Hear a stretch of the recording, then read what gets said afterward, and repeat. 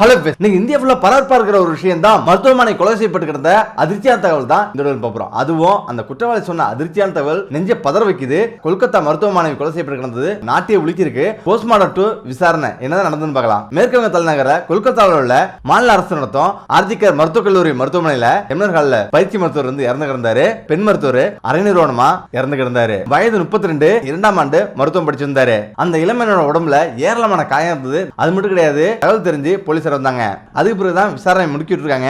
விசாரணையில பல திடுக்கிடும் தகவலும் வெளியிருந்திருக்கு. பெண் மருத்துவர் இவர் இரவு நேர பணியில வந்து ஈடுபட்டு இருந்தாரு. நள்ளிரவு 2 மணிக்கு மற்ற மாணவர்களோடு உணவு சாப்பிட்டு அதன் பிறகுதான் தனியா ஓய்வெடுக்க சென்றாரு. இந்த சூழல தான் பிணமாக கிடந்திருக்காரு. அது பிறகு பிரேத பரிசோதனைக்கு வந்து அனுப்பி வைக்கப்பட்டது. பல அதிர்ச்சியான தகவல் வெளிவந்தது. அதாவது தைராய்டு குருத்தெலும்பு வந்து உடைஞ்சிருக்கு. முக்கியம் பாத்தீங்கன்னா கழுத்தை நெரிச்சு கொலை செய்யப்பட்டிருக்காரு அப்படின்னு கண்டறியப்பட்டது. பிரேத பரிசோதனை அறிக்கை வந்து மேலும் கூறுறதுதான் நெஞ்ச பதற வைக்கும். பிறப்புறுப்புல ஆழமான காயம் இருந்திருக்கு. மேலும் வயிறு, உதடுகள், இடது கால் இதெல்லாம் காயம் காணப்படுது. முக்கியம் பாத்தீங்கன்னா மூக்கு மற்றும் வாய்ப்பகுதியில மிகவும் கொடூரமா தாக்கப்பட்டிருக்கு. முக்கியம் பாத்தீங்கன்னா சுவத்துல பெண் மருத்துவன் தலைய முட்டி மோதிருக்காங்க. இதன் மூலம் அவர் கத்தி கூச்சல் தடுக்கிறதுக்கு இதை பண்றாங்க அப்படின்னு சொல்லப்படுது.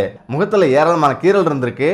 இதனால குற்றவாளிக்கும் இவருக்கும் ஏகப்பட்ட நிறைய தள்ளுமுள்ளு வந்து ஏற்பட்டிருக்கு அப்படின்னு சொல்றாங்க. முக்கியமா கண்கள், பிறப்புறுப்பு, வாய் அப்படின்னு இதுல எல்லாமே ரத்தம் கசிஞ்சிருக்கு. இதன் மூலம் பாலியல் வன்கொடுமை செய்யப்பட்டிருக்காரு. மிகவும் கொடூரமா துன்புறுத்தப்பட்டிருக்காரு. இந்த விஷயம் அனைத்துமே 2012 நடந்த ஒரு பயங்கரமான சம்பவம் தான் நிர்பயா சம்பவம். இந்த சம்பவத்தை ஒத்து போகுது அப்படின்னு சொல்றாங்க. அதுக்கு பிறகு இந்த வழக்கு சிபிஎஸ் வந்து ஒப்படைக்கப்பட்டது. இந்த நிலையில் தான் குற்றவாளியை உடனே கைது செய்யணும் அப்படின்னு நாடு முழுவதும் பல போராட்டங்கள் நடக்குது. இளம்பெண் மருத்துவர் பாலியல் வன்கொடுமை செய்யப்பட்டு கொலை செய்யப்பட்ட சம்பவம் உலகம் முழுவதும் பெரும் அதிர்வலை வந்து ஏற்படுத்தியிருக்கு. முக்கியமா நாடு தழுவிய அளவில் மருத்துவ சங்கத்தினர் வந்து போராடுறாங்க. நாளுக்கு நாள் தீவிரம் அடைஞ்சிட்டே வந்து வருது. அது மட்டும் கிடையாது, பலரும் தங்களது ஆதரவு வந்து தெரிவிக்கிறாங்க. முக்கியம் பாத்தீங்கன்னா இதுல ஒருத்தர் வந்து கைது செய்யப்பட்டிருக்காரு. 33 வயதான தன்னார்வலர் சஞ்சய் ராய் கைது செய்யப்பட்டிருக்காரு. இவற்றை இப்ப விசாரணை பண்ணி வராங்க. ஆனா இவர் சொன்ன ஒவ்வொரு தகவலும் மிகவும் கொடூரமா வந்து இருக்குது. மருத்துவமனை கொலை செய்யப்பட்டது இந்தியா மட்டும் கிடையாது, உலகத்தை அதிர்விச்சிருக்கு. இதனிடையே தான் அந்த பெண் டாக்டர் கொலை செஞ்ச அந்த கொலைக்காரன் பலாத்காரம் செய்து கொடூரமா கொலை செஞ்ச அந்த கொலைக்காரனுடைய வாக்குமூலமும் அவனுடைய பின்புலமும் பயங்கர ஒரு அதிர்ச்சி அளிக்குது. பகீர் தகவல் வெளியாயிருக்கு. முக்கியமான ஒரு கொடூரம் என்னன்னா, கொலை செய்யப்பட்டு அந்த பெண் இறந்தும் கூட அந்த பெண் பலாத்காரம் செய்யப்பட்டதா அறியப்படுது. ஒட்டுமொத்த இந்தியாவையும் அதிர்ச்சி அடைய வச்சிருக்கு.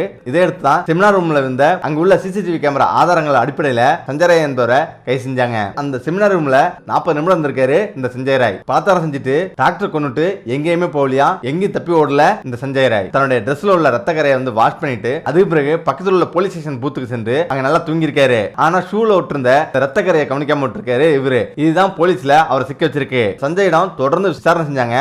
இதனிடையே தான் குற்றவாளி சஞ்சய் குறித்து இந்த புதிய தகவலை போலீஸ் அறிவிட்டு இருக்காங்க. இந்த சஞ்சய் ராய்க்கு பல வருடங்களாவே சீனியர் போலீஸ் அதிகாரிகளிடம் நெருங்கிய நட்பு வட்டாரம் இருக்குது. அதனாலதான் கொல்கத்தாவில் உள்ள போலீஸ் ஸ்டேஷன்ல தன்னார்வலரா வேலை செய்யறதுக்கு அவருக்கு அனுமதி கிடைச்சிருக்கு, பணி செய்யும் வாய்ப்பு கிடைச்சிருக்கு. 33 வயதான சஞ்சய் ராய் அலிப்பூரை சேர்ந்தவரா. இவர் 2019 தான் தன்னார்வலர் பணிக்கு இவர் சேர்ந்திருக்காரு. இது போன்ற ஒப்பந்த பணியாளர் வந்து பேரிடர் காலங்களிலும் போக்குவரத்து நெரிசல் காலங்களிலும் காவலர்களுக்கு உதவி செய்வதற்காக பணியமர்த்தப்படுவாங்க. இவருக்கு மாசம் 12,000 சம்பளம் கொடுத்திருக்காங்க. அதனாலதான் ஒரு தன்னார்வ தொண்டரா பணி செஞ்சதால மருத்துவமனையோட பல இடங்களுக்கும் பல துறைகளுக்கும் எளிதிலே வந்து செல்லும் ஒரு நபரா இருந்திருக்காரு. யாரை சந்தித்தாலும் தன்னை ஒரு கொல்கத்தா போலீஸ் அப்படின்னு தான் அறிமுகப்படுத்துவாராம். முக்கியம் பாத்தீங்கன்னா கொல்கத்தா போலீஸ் அப்படின்னு எழுதப்பட்டிருக்கும். இந்த டிஷர்ட் அணிஞ்சுதான் எப்போதுமே அந்த பகுதியை சுத்தி வருவாராம். முக்கியம் பாத்தீங்கன்னா அவரோட பைக்லயும் கேபி டேக் அப்படின்னு ஒட்டிச்சிருக்காராம். முக்கியம் பாத்தீங்கன்னா பல சமயங்களில் போலீஸ் ஸ்டேஷன்ல தங்கிடுவாராம். அது மட்டும் கிடையாது, பல போலீஸ் அதிகாரிகளுக்கு நெருக்கமா இருந்திருக்காரு. பல போலீஸ் அதிகாரிகள் உரிமையாளர்கள் நெருக்கமா இருந்திருக்காரு. முக்கியமா மோசடி பணம் பாத்தீங்கன்னா மருத்துவமனைக்கு வர உறவினர்களிடம் பணம் வசூலிக்கும் வேலையில வந்து மோசடியில் வந்து ஈடுபட்டு இருக்காரு. அது மட்டும் கிடையாது, இங்க பணம் வசூல் ஆகல அப்படின்னா பக்கத்தில் உள்ள முதியோர் இல்லத்துக்கு சென்று அங்க வந்து பணம் வசூலிப்பாராம். முக்கியமா இவன் வந்து 4 பெண்கள் கல்யாணம் பண்ணிருக்கான். 4வதா பெட்ரோல் பங்க்ல வேலை செஞ்ச ஒரு பெண்ணை தான் கல்யாணம் பண்ணிருக்கான். முக்கியம் பாத்தீங்கன்னா டார்ச்சர். திருமணம் செஞ்ச கொஞ்ச நாள்லயே இவனோட டார்ச்சர் தாங்க முடியாம பெண்கள் அலறுவாங்களாம். 4வதா திருமணம் செஞ்ச பெட்ரோல் பங்க்ல வேலை செஞ்ச அந்த பெண்ணு வந்து திருமணம் செஞ்சு கொண்ட சில நாட்களிலேயே சஞ்சய் ராயோட சுயரூபம் தெரிய ஆரம்பிச்சிருக்கு. உடல் ரீதியா பல இடங்கள் துன்புறுத்திருக்காரு. இதனால நேரா போலீஸ் ஸ்டேஷன்ல வந்து சென்றிருக்காரு. சஞ்சய் ராய் தன்னை பாலியல் டார்ச்சர் பண்றாரு அப்படின்னும் பண்ற குடும்பம் தாங்க முடியல அப்படின்னும் குடும்ப வன்முறை தொடர்பா அந்த பெண் புகார் கொடுத்திருக்காங்க. மற்ற மனைவிகளையும் உடல் ரீதியாகவும் மன ரீதியாகவும் பயங்கரமா துன்புறுத்துவானா இவன். இது தொடர்பா மனைவிகளிடம் எந்த நேரமும் சண்டை பிடிச்சிட்டு தகராறு செய்து கொண்டே இருப்பானா. இவர்கள் வீட்டுல எந்த நேரமும் சண்டை சத்தரம் இருந்துகிட்டே தான் இருக்குமா அப்படின்னு சொல்றாங்க பக்கத்து வீட்டுக்காரங்க. முக்கியம் பாத்தீங்கன்னா இவனோட டார்ச்சர் தாங்க முடியாம தான் அந்த 4 மனைவிகளும் இவனை விட்டுட்டு போயிட்டாங்க அப்படின்னு சொல்றாங்க. முக்கியம் பாத்தீங்கன்னா தற்போது கைது செய்யப்பட்டுள்ள இந்த சஞ்சய் ராயின் செல்போனை ஆய்வு செஞ்சிருக்காங்க.